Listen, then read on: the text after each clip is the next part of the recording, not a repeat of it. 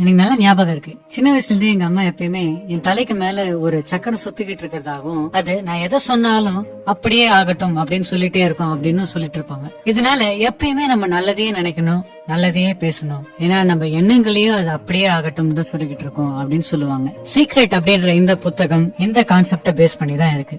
அந்த புக்கை பத்தி பார்ப்போம். You become what you think. இந்த வாசகத்தை நீங்க நிறைய இடத்துல கேள்விப்பட்டிருப்பீங்க. அதாவது நீங்க என்ன நினைக்கிறீங்களோ அதுவாகவே மாறுவீங்க அப்படின்னு சொல்லிட்டு. இது நான் ரொம்ப யூஸ்வலான கான்செப்டா இருக்கு. நானும் சின்ன வயசுல இருந்து கஷ்டப்பட்டு இருக்கேன். நானும் 10 வாட்டி பல் தேய்க்கிறேன், 20 வாட்டி குளிக்கிறேன், சாமிக்கு 4 வாட்டி பூஜை பண்றேன், எனக்கெல்லாம் நல்லது நடக்கலையே அப்படின்னு நீங்க யோசிச்சுட்டே இருந்தீங்கன்னா கண்டிப்பா உங்க வாழ்க்கையில நல்லது நடக்காது. ஏன்னா பாசிட்டிவா யோசிக்கணும் அப்படின்னு நினைக்கும் போதே உங்களுக்குள்ள ஒரு நெகட்டிவ் தாட் வருது இல்லைங்களா? அந்த நெகட்டிவ் தாட் இருக்க வரைக்கும் உங்களோட பாசிட்டிவ் தாட்ஸ் எஃபெக்டிவா இருக்காது அப்படின்னு சொல்லுது இந்த சீக்ரெட் புத்தகம். இன்ஃபினிட் வேர்ல்ட் அப்படின்ற ஒரு கான்செப்ட பத்தி நீங்க இது வரைக்கும் கேள்விப்பட்டதில்லைன்னு இப்ப சொல்றேன். அதாவது இந்த உலகத்துல எல்லாமே ஃபைனைட் அப்படின்னு நம்ம நினைச்சுக்கிட்டு இருக்கோம் இல்லையா? இந்த உலகத்துல இவ்வளவுதான் ரிசோர்ஸ் இருக்கு, இந்த ரிசோர்ஸ் நம்ம நமக்குள்ளேயே பகிர்ந்துக்கணும், சோ ரிசோர்ஸ் அன்லிமிட்டடா நம்மளால கிரியேட் பண்ண முடியாது அப்படின்ட்டு இது வரைக்கும் உலகத்தை அளக்க முயற்சி பண்ணிட்டு இருக்கவங்க யாராலையுமே இது வரைக்கும் உலகத்தை அளந்து முடிக்க முடியல. தேட தேட போய்கிட்டே இருக்க உலகம். சோ இந்த உலகம் அப்படின்ற இந்த காஸ்மிக் யூனிவர்ஸ் பாத்தீங்கன்னா நம்மளுடைய கனவுகளுக்கு அப்பாற்பட்டதா இருக்கு. அப்படி இருக்கும்போது இந்த உலகம் ஃபைனைட், அதாவது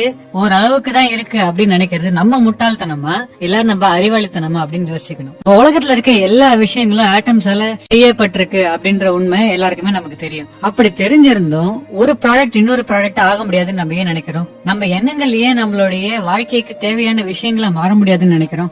இப்ப நீங்க நல்லா யோசிச்சு பாத்தீங்கன்னா நம்ம வாழ்க்கை சரியான பாதையிலோ இல்ல தவறான பாதையிலோ போறதுக்கான முக்கியமான காரணம் நம்மளோட எண்ணங்கள் அப்படின்றத நம்ம புரிஞ்சுக்கணும். அடுத்த கான்செப்ட், பி கிரேட்ஃபுல். இது வரைக்கும் உங்களுக்கு கிடைச்ச விஷயங்களுக்கு நீங்க சந்தோஷப்படாம திருப்தி ஆகாம நன்றியோட இல்லாம இருந்தீங்கன்னா இதுக்கப்புறமா நீங்க ஆசைப்பட போற விஷயங்களும் உங்களுக்கு நம்பர் 1 கிடைக்காம போறதுக்கு நிறைய வாய்ப்புகளும் இருக்கு, கிடைச்சாலும் சந்தோஷம் இல்லாம இருக்கிறதுக்கும் நிறைய வாய்ப்புகள் இருக்கு. ஏன்னா இது வரைக்கும் உங்க வாழ்க்கையில என்ன கிடைச்சிருக்கு அப்படின்றத பத்தி நீங்க சந்தோஷப்படாம இருக்கும்போது இதுக்கப்புறம் என்ன கிடைச்சாலும் எப்படி நீங்க சந்தோஷமா இருக்க முடியும்? சோ அடுத்த கான்செப்ட், பி கிரேட்ஃபுல். அடுத்த கான்செப்ட் என்னன்னு கேட்டீங்கன்னா, there is no helpless situation, there is no hopeless situation அப்படின்னு சொல்றாங்க.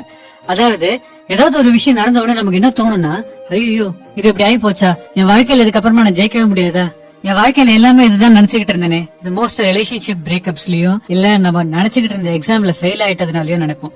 ஆனா நிறைய இடத்துல வாழ்க்கையில இந்த மாதிரியான விஷயங்கள் தவறா போனதுனாலதான் நிறைய பேர் பெரிய ஆட்களா ஆயிருக்காங்க. எக்ஸாம்பிள் ஸ்டீவ் ஜாப்ஸா இருக்கலாம், நம்ம பில்கேட்ஸா இருக்கலாம். இது போன்ற பல எக்ஸாம்பிள் நம்ம வாழ்க்கையில இருக்கு. ஆனா இன்னும் நிறைய பில்கேட்ஸும் ஸ்டீவ் ஜாப்ஸும் ஸ்கூல்ல ஃபெயில் ஆனதுலயோ இல்லாட்டா காலேஜ்ல டிராப் அவுட் ஆனதுக்கு அப்புறமாவோ வாழ்க்கையில இன்னும் ஜெயிக்காமே இருக்காங்களே, இது எக்ஸெப்ஷன் தானே அப்படின்னு நீங்க யோசிச்சீங்கன்னா அவங்களுடைய எண்ணங்கள் தான் அவங்களுடைய வாழ்க்கையா மாறி இருக்கு.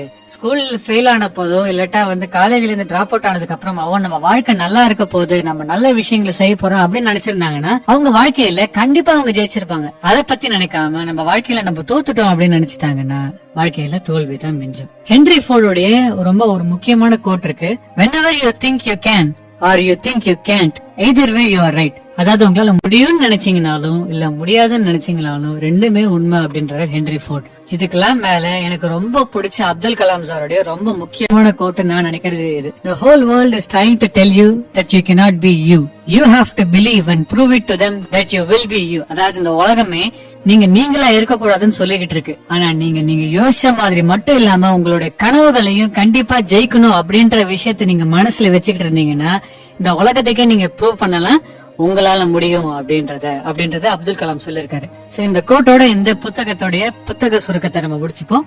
இதை பற்றி இன்னும் மேலும் நீங்க தெரிஞ்சுக்கணும்னா இந்த புத்தகத்தை வாங்கி படிச்சு பாருங்க.